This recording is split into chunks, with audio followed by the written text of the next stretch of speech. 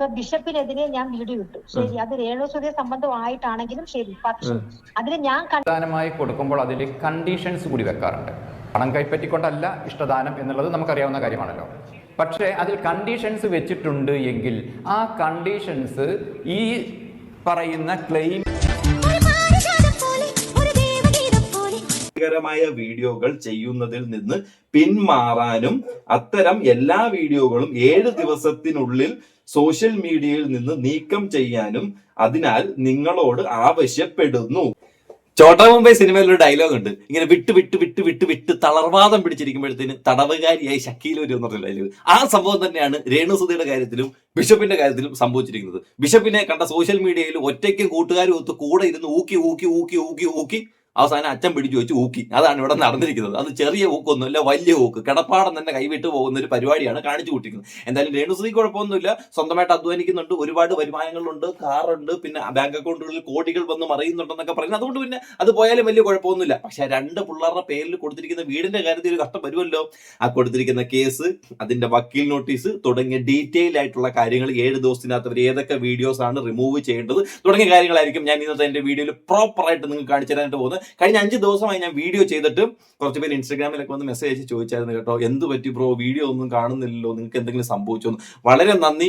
അങ്ങനെ ഒരു വീഡിയോ കാണാതിരിക്കുമ്പോഴത്തേന് അങ്ങനെ ചോദിക്കാനൊക്കെ 1, 2, 3 ആൾക്കാരൊക്കെ വരുന്നുണ്ടല്ലോ. അത് തന്നെ വളരെ സന്തോഷം എനിക്ക് തോന്നി. അപ്പൊ വീഡിയോ ഇഷ്ടപ്പെടുകയാണെന്നുണ്ടെങ്കിൽ ലൈക്ക് ചെയ്യുക, സബ്സ്ക്രൈബ് ചെയ്യുക. വീഡിയോ മുഴുവനായിട്ട് കണ്ടതിന് ശേഷം മാത്രമേ നിങ്ങളുടെ അഭിപ്രായം, അത് ഈ ഒരു കാര്യത്തിൽ എന്തായാലും നിങ്ങളുടെ കമന്റ് മസ്റ്റ് ആണ്. കാരണം ഇതിനകത്ത് 2 സൈഡിലും പോസിറ്റീവ് നെഗറ്റീവും ഏറെക്കുറെ വരാൻ പറ്റുന്ന ഒരു കാര്യം തന്നെ ഈ വീഡിയോക്ക് നമ്മൾ ചർച്ച ചെയ്യാനായിട്ട് പോകുന്നത്. അപ്പം വീഡിയോ മുഴുവനായിട്ട് കണ്ടിട്ട് ചെയ്യുക. പിന്നെ ഹൈപ്പിന്റെ കാര്യം നിങ്ങൾ മറന്നുപോലും അത് പ്രോപ്പറായിട്ട് നിങ്ങൾ ചെയ്തേ പറ്റൂ.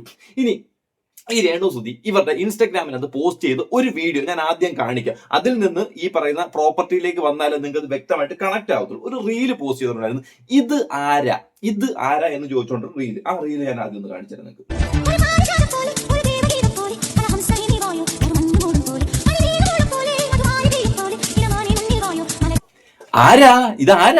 ആരാ അത് ഏതോ ഒരു തുണിക്കടയിലെ ഡമ്മി സ്ക്വയർ, മറ്റേ നേരെയും CPA കൈ ബാക്കി കെട്ടി നടക്കുന്ന പരിപാടി. നമുക്കൊന്നും മനസ്സിലാവുന്നില്ലെന്ന പരിപാടി.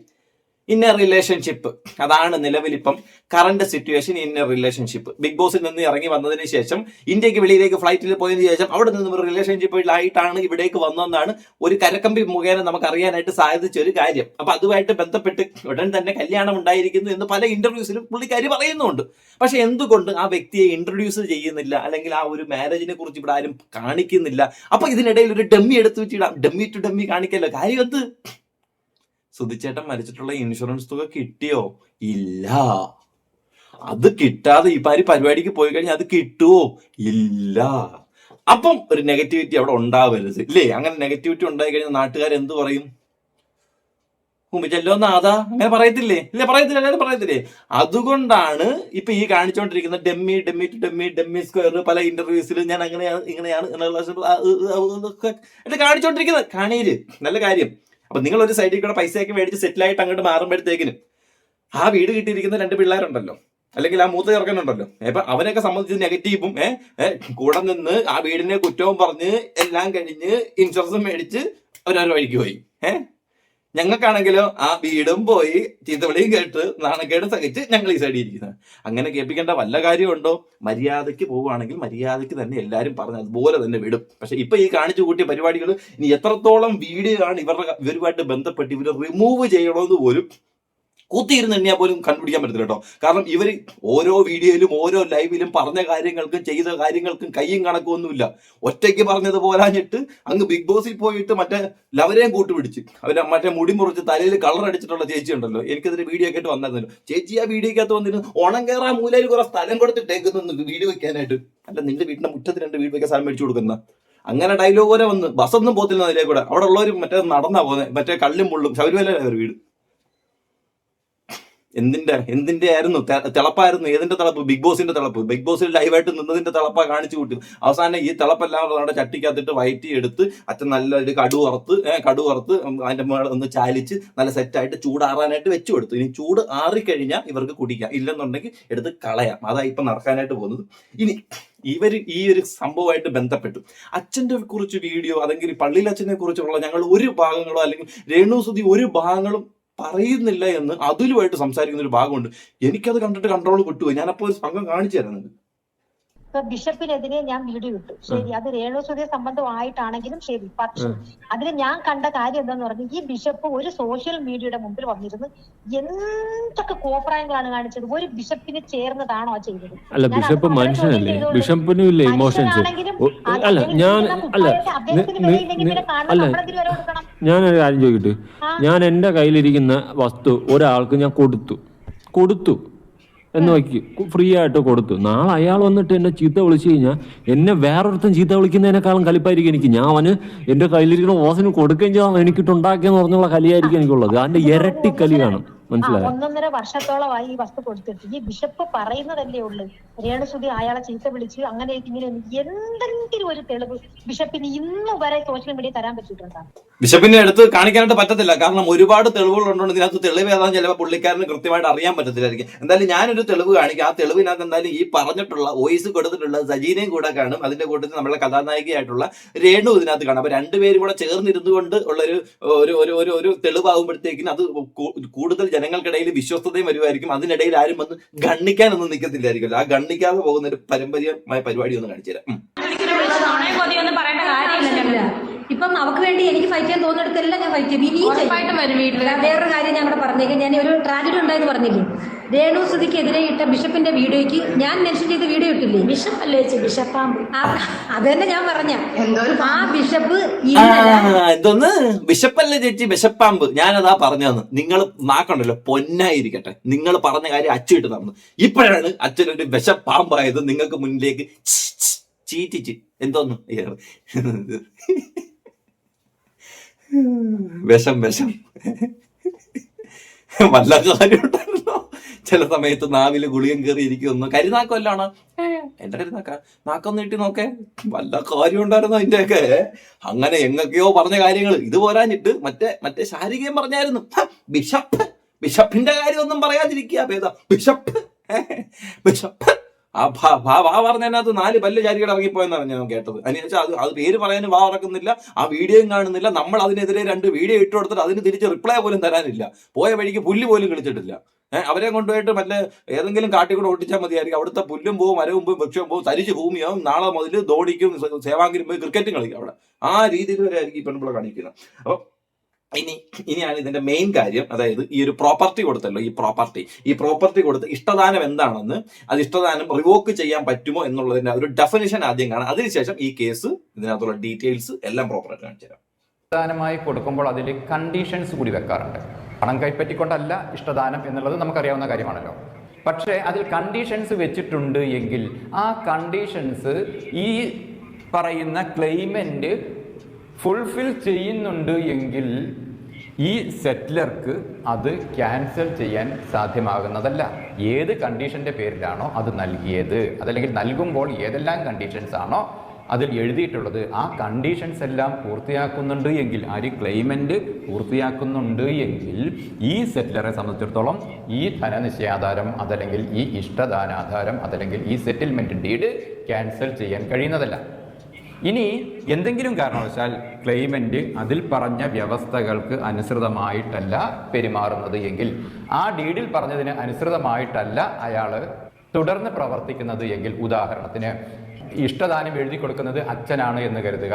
ആ ഇഷ്ടദാനം എഴുതി കൊടുത്ത പത്രത്തിൽ എഴുതിയിട്ടുള്ള കാര്യങ്ങളിൽ ഒന്ന്, മരണം വരെ തന്നെ സംരക്ഷിച്ചു കൊള്ളാം എന്ന വ്യവസ്ഥയിലാണ് ഇഷ്ടദാനമായി കൊടുക്കുന്നത് എങ്കിൽ, ആ മകൻ അത് പാലിക്കുന്നില്ല എന്ന് മാത്രമല്ല അച്ഛനെ സംരക്ഷിക്കാതിരിക്കുകയും അച്ഛനോട് അവിടുന്ന് ഇറങ്ങിപ്പോകാനൊക്കെ പറയുകയും ചെയ്യുകയാണ് എങ്കിൽ, കോടതി മുഖേന ഇത് ക്യാൻസൽ ചെയ്യാനുള്ള അവകാശമുണ്ട്. അപ്പൊ പൂർണ്ണമായും ഈ പള്ളിയിൽ അച്ഛന് ഈ പ്രോപ്പർട്ടി റിവോക്ക് ചെയ്ത് എടുക്കാനുള്ള പൂർണ്ണ സ്വാതന്ത്ര്യമുണ്ട്. കാരണം അച്ഛനെ ഈ പറഞ്ഞ സോഷ്യൽ മീഡിയയിൽ വന്ന് അപകീർത്തിപ്പെടുത്തുമ്പോഴത്തേക്ക് നിങ്ങൾ ഒരു കാര്യം ആലോചിക്കണം. ഒരു സമൂഹത്തിന്റെ അല്ലെങ്കിൽ കുറച്ചധികം വ്യക്തികളുടെ ഒരു പുരോഹിതനായിട്ടോ അവരുടെ വിശ്വാസത്തിന്റെ മുകളിൽ അവരുടെ വിശ്വാസത്തെ ഊട്ടി ഉറപ്പിക്കാനായിട്ട് നിൽക്കുന്ന ഒരു വ്യക്തിയാണ്. ആ വ്യക്തിയെ നിങ്ങൾ അവരുടെ സമൂഹത്തിന്റെ ഭാഗമല്ല, അല്ലെങ്കിൽ അവരുടെ അണ്ടറിൽ വരുന്ന ആൾക്കാരല്ല. എന്നിരുന്നാൽ പോലും ആ ഒരുപാട് വിശ്വാസികളുടെ വിശ്വാസത്തെ ചോദ്യം ചെയ്യുന്ന പരിപാടികളല്ലേ നിങ്ങൾ കാണിച്ചുകൊണ്ടിരിക്കുന്നത്. ഒരുമാതിരി ഒരു ബിഷപ്പിനെ കൊണ്ടുവന്നിരുത്തിട്ട് അയൽക്കൂട്ടത്തിലെ പ്രസിഡന്റ് നിങ്ങളുടെ കയ്യിൽ നിന്ന് പൈസ മുഖ്യപ്പെടുത്തിട്ട് സംസാരിക്കുമല്ലോ, അതുപോലെ പോയിരുന്ന് അച്ഛനെ പിടിച്ച് നടുക്കിരുത്തിയിട്ട് നിങ്ങളെല്ലാം കൂടെ കിടന്ന് വട്ടത്തിൽ കിടന്ന് ഊക്കിയല്ലേ അവസാനം അച്ഛൻ കയറി തിരിച്ച് ഊക്കേണ്ട ഒരു സിറ്റുവേഷനിലേക്ക് വന്നത്. അതാണ് ഇവിടെ സംഭവിച്ചിരിക്കുന്നത്. അപ്പം ചെയ്ത കാര്യങ്ങൾ ആ ഒരു സമയത്ത് ഫെയിം, നമ്മൾ ഇച്ചിരി ബിൽഡായി, നമ്മൾ വലുതായി, നമ്മൾ ബിൽഡപ്പായി, നമ്മൾ പറഞ്ഞു കഴിഞ്ഞാൽ 4 പേര് ചിരിക്കാനുണ്ട് എന്ന രീതിയിലേക്കൊക്കെ വന്നപ്പോഴത്തേന് വായി വന്നത് കോതയ്ക്ക് പാട്ടുന്ന രീതി നല്ല രീതി വെച്ചങ്ങ് അറിഞ്ഞില്ലെന്ന് പറയാൻ പറ്റത്തില്ല കേട്ടോ. അറിഞ്ഞതിന്റെ ഭാഗമായിട്ടാണ് ഇപ്പം ആ ഹൈപ്പ് കയറി ഹൈപ്പ് ഇറങ്ങിയപ്പോഴത്തേക്കും ഈ സാധനം കൃത്യമായിട്ട് ഇവർക്ക് തിരിഞ്ഞു കുത്തി. കാരണം ഒന്നാമത്തെ കാര്യം എന്ന് വെച്ചാൽ ആ പ്രോപ്പർട്ടി തൊട്ട് തന്നെ ആ പ്രോപ്പർട്ടിയെ ചുറ്റിപ്പറ്റി കിടക്കുന്ന സ്ഥലം എല്ലാം ഈ വ്യക്തിയുടെ തന്നെയാണ്. അതിനകത്തുനിന്ന് 7 സെന്റാണ് ഇവർക്ക് എഴുതി കൊടുത്തത്. ഇവരവിടെ വന്ന് ഇമാതിരി പരിപാടികൾ കാണിച്ചു കൂട്ടുകയും മറ്റൊരു വ്യക്തി അവിടെ പോയിരുന്നിട്ട് വണ്ടി വരത്തില്ല, വെള്ളം കിട്ടത്തില്ല, നടന്നു പോകാൻ പറ്റുന്ന സ്ഥലമല്ല എന്നൊക്കെ പറഞ്ഞുകൊണ്ട് ഒരു നെഗറ്റീവായിട്ട് ഒരു പബ്ലിസിറ്റി കൊടുത്തു. അതിനെ തുടർന്ന് ഞാനൊരു വീഡിയോ ചെയ്തിട്ടുണ്ടായിരുന്നു. അതിലെ പോകുന്ന വണ്ടികൾ ഏതൊക്കെ, എത്ര സമയങ്ങളിൽ എങ്ങോട്ടൊക്കെ വണ്ടി ഉണ്ടെന്ന്, സ്ഥലം എന്താണെന്ന് വരെ ഞാൻ കാണിച്ചു കൊടുത്തു. ഈ വീഡിയോ പറഞ്ഞതിന് ശേഷമാണ് രേണുസുതി കാർ ഓടിച്ചുകൊണ്ട് അവരുടെ മുറ്റത്തോട്ട് വരുന്ന വഴിയും ആ റോഡ് ടാറിട്ട റോഡ് നമുക്ക് കാണാനായിട്ട് സാധിച്ചത്. അപ്പം ഇതിന്റെ ചുറ്റുവട്ടത്തുള്ള ഈ സ്ഥലങ്ങളെല്ലാം ഈ വ്യക്തിക്ക്, അതായത് ഈ പള്ളിയിലത്തിനകത്തുനിന്ന് സെയിൽ ചെയ്യാനുള്ള കാര്യങ്ങളാണ്. പുള്ളിയുടെ അതായത് ജീവിത മാർഗത്തിനോ എന്തിനാണെന്ന് അത് പുള്ളിയുടെ താല്പര്യം ചെയ്യാനുള്ള ഇവര് വന്നിരുന്ന് അങ്ങോട്ട് ഈ പരിപാടി അങ്ങോട്ട് തുടങ്ങിയപ്പോഴത്തേക്കുണ്ടല്ലോ ദൃഷ്ടിദോഷം കണക്കിട്ട് ഒരു പരിപാടി നടക്കുന്നില്ലെന്നാണ് എനിക്ക് തോന്നുന്നത്. കാരണം നാഴികയ്ക്ക് 40 വട്ടം ഇത്, പിന്നെ അത് മാത്രമല്ല രേണുസുതിയുടെ അയൽക്കാരെന്ന് പറയാനായിട്ട് ഇഷ്ടപ്പെടാത്തത് കൊണ്ടായിരിക്കും ചിലപ്പോൾ ഒരുപാട് ആൾക്കാർ ഇനി അങ്ങോട്ട് വരാതെ ഇരിക്കുന്നത്. അതെല്ലാം കൂട്ടിയും കുറച്ചും മറ്റേ ത്രാസിനകത്ത് കയറ്റിയിരുന്ന് നോക്കിയപ്പോഴും അച്ഛൻ ഇതിനകത്ത് നഷ്ടങ്ങൾ മാത്രമേ സംഭവിച്ചിട്ടുള്ളൂ. പിന്നെ അത് പോരാഞ്ഞിട്ട് ഇപ്പൊ പറയണേ ഞങ്ങൾക്ക് ഒരു സ്ഥലം തന്നിട്ട് അതിന്റെ തൊട്ടപ്പുറത്തെ വീട്ടിൽ കയറിയിട്ട് ഇങ്ങനെ നോക്കിയിരിക്കുവാന്ന്. അല്ലേ, അയാളല്ലേ അവിടെ താമസിച്ചുകൊണ്ടിരുന്നത്, ഇവർക്ക് ഇച്ചിരി സ്ഥലം കൊടുത്തോടെ വീട് വെച്ചല്ലേ, അതിപ്പോ കുറ്റമായി. ഇവരുടെ വീടിന്റെ അടുത്തൊരു വീട് വെച്ചാൽ കൊടുത്തു. ഇപ്പൊ ഞങ്ങൾ ഏതൊക്കെ വണ്ടി വരുന്ന അച്ഛൻ അവിടെ നോക്കിക്കൊണ്ടിരിക്കുവാന്ന്. അച്ഛനോടെ കുരിച്ചു വരയ്ക്കാൻ സമയം കാണത്തില്ല, എപ്പോഴും നിങ്ങളുടെ വീട്ടിലോട്ട് വരുന്ന കുട്ടി നോക്കിക്കൊണ്ടിരിക്കാൻ തോന്നുന്നത്. അപ്പൊ ഇനി നമുക്ക് കേസിന്റെ കാര്യത്തിലേക്ക് വരാം. ഇതാണ് വക്കീൽ നോട്ടീസിന്റെ ഒരു ഭാഗം. ഇതിനകത്ത് നമുക്ക് അഡ്വക്കേറ്റ് അല്ലെങ്കിൽ ലീഗൽ ഫോർമാലിറ്റി തുടങ്ങിയ കാര്യങ്ങളൊന്നും ഇതിനകത്ത് പബ്ലിഷ് ചെയ്യാനായിട്ട് കഴിയത്തില്ല. ജസ്റ്റ് ഈ ഒരു സ്റ്റേറ്റ്മെന്റ് എന്താണ് ഈ സാധനം എന്നുള്ളത് ഞാനിത് മലയാളത്തിൽ തന്നെ നിങ്ങളെ വായിച്ച് കേൾപ്പിക്കാം. എന്നാൽ മാത്രമേ നിങ്ങൾക്ക് അത് വ്യക്തമായിട്ട് കണക്ട് ആവത്തുള്ളൂ. ഞാൻ ഇംഗ്ലീഷിൽ കാണിക്കാം, മലയാളത്തിൽ വായിച്ച് കേൾപ്പിക്കാം. ഓക്കെ. പ്രസ്തുത കലാകാരനായിരുന്ന അന്തരിച്ച കൊല്ലം സുധിയുടെ ദാരുണമായ മരണത്തെ തുടർന്ന് നിങ്ങളുടെ കുടുംബം ദുരിതത്തിലായിരുന്നു. സ്വന്തമായി താമസ സ്ഥലമില്ലായിരുന്നതിനാൽ എന്റെ കക്ഷി നിങ്ങളുടെ അന്തരിച്ച ഭർത്താവിന്റെ അഭ്യുദയകാംക്ഷിയും ഒരു മനുഷ്യസ്നേഹിയും എന്ന നിലയിൽ സ്വമേധയാ മുകളിൽ പറഞ്ഞ വസ്തു സമ്മാനമായി നൽകി. എന്നിട്ടും സമൂഹത്തിലെ ശരിയായ ചിന്താഗതിക്കാരിയായ അംഗങ്ങൾക്കിടയിൽ എന്റെ കക്ഷിയുടെ സൽപ്പേരിന് ഹാനി വരുത്താനായി നിങ്ങളും നിങ്ങളുടെ മൂത്ത മകനും സുഹൃത്തുക്കളും എന്റെ കക്ഷിയെ അപകീർത്തിപ്പെടുത്തുന്ന തരത്തിലുള്ള നിന്ദ്യവും വ്യാജവുമായ വീഡിയോകൾ പ്രസിദ്ധീകരിച്ചുകൊണ്ടിരിക്കുകയാണ്.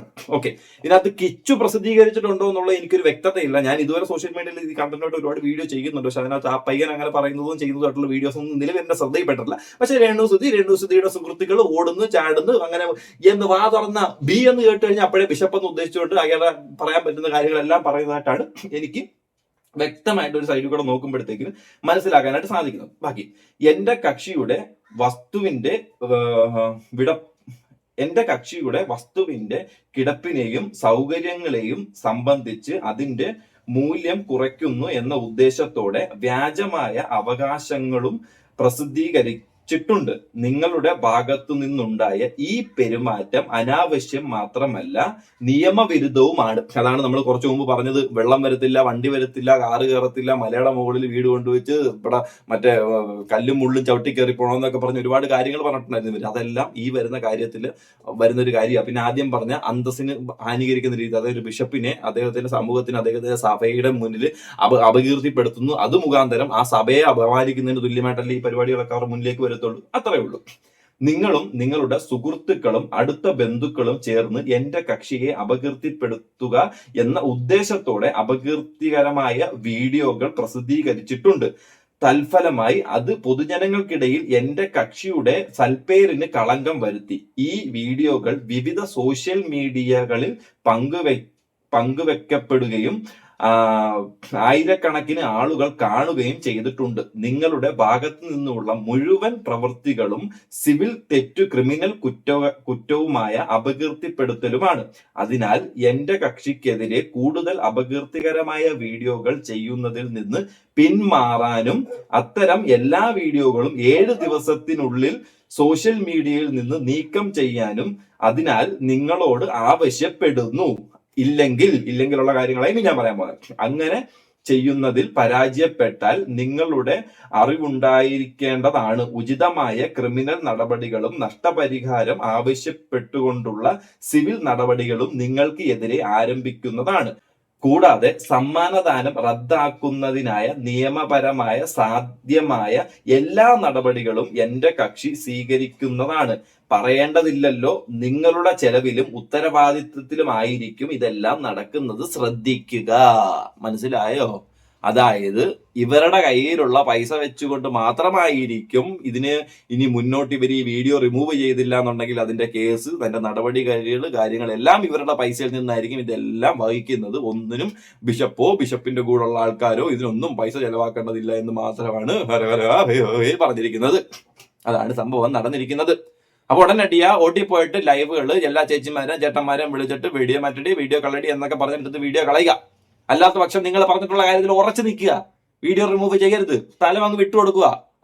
അച്ഛന്റെ സ്ഥലം ഞങ്ങൾക്ക് വേണ്ട അച്ഛാ. കാരണം നിങ്ങൾ അതുപോലുള്ള വലിയ ഹെഡ് വെയിറ്റ് ആണല്ലോ ജനങ്ങൾക്ക് മുന്നിൽ കാണിച്ചു തന്നത്. അന്തസ്സായിട്ടാണെങ്കിൽ പിന്നെ അങ്ങനെ കാണിച്ചു കൊടുക്കണം. കാണിച്ചു കൊടുക്കുക മാത്രമല്ല, കിച്ചുവിനും ആ അനിയൻ പയ്യനും കൂടെ നിങ്ങൾ സ്വന്തമായിട്ട് 2 പേർക്കും ഒരു 7 സെന്റ് സ്ഥലവും ഒരു വീട് ഇതുപോലെ വെച്ചവർക്കും കൊടുക്കണം. താക്കോലം കൊടുക്കണം. കണ്ടല്ലോ, ഞങ്ങൾക്കത് വേണ്ട, ഞങ്ങൾക്ക് ഇത് മതി. പറ്റുമെന്നുണ്ടെങ്കിൽ ഈ എത്ര വർഷം താമസിച്ചു നിങ്ങൾ? 2-3 വർഷം. ആ 3 വർഷം താമസിച്ചതിന്റെ അതിന്റെ ഒരു വാടക എടുത്തിട്ട് മറ്റേ KHDC ഫിറോസിനും ഈ അച്ഛനും കൂടെ ഡിവൈഡ് ചെയ്ത് കൊടുത്തു കഴിഞ്ഞാണല്ലോ, കേരള ജനക്കൂട്ടം വിക്കിത്തൊക്കെ നിങ്ങളെ കൈയടിക്കും. ഉള്ള കാര്യം പറഞ്ഞല്ലോ, എല്ലാവരും എടുത്തു വെച്ച് കൈയടിക്കും. ഉറപ്പായിട്ടും കൈയടിക്കും. നിങ്ങൾക്ക് കൈയടി വേണോ അതോ നാണക്കേട് വേണോ എന്ന് നിങ്ങൾ തന്നെ തീരുമാനിച്ച് ഒരു ഉദ്ദേശത്തിലേക്ക് പെട്ടെന്ന്, അധിക സമയമൊന്നുമില്ല, 7 ദിവസമേ ഉള്ളൂ. അപ്പൊ ഓടി